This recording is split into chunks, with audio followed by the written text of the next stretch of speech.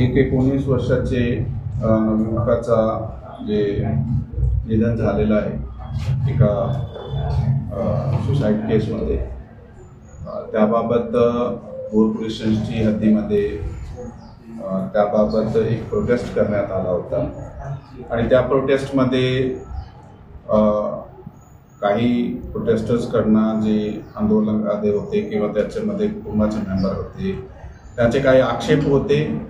ते आक्षेपसाठी इथे मीटिंग बोलावली गेली आहे आणि त्याचे जे जे ऑब्जेक्शन्स होते ते सगळे ऐकण्यात आले आणि त्याबाबत आमच्याकडून प्रशासकीय पद्धतीने म्हणजे त्यामध्ये जे पोलिसाच्या विरुद्ध जे ऑब्जेक्शन घेण्यात आले होते, प्रशासकीय पद्धतीने जे काही ॲक्शन घेतले जाणार आहे ते घेण्यात आलेले आहे.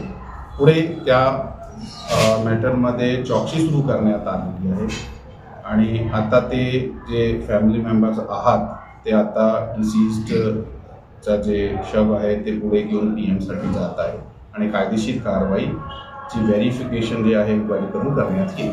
थँक्यू.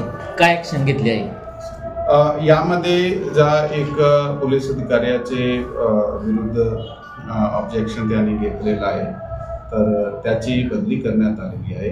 त्याच्या विरुद्ध डिसिप्लिनरी ॲक्शन घेण्यात येत आहे. आता ते इन्क्वायरी झालेली आहे. डिसिप्लिनरी ॲक्शन घेतल्यानंतर चौकशी करण्यात येणार आहे.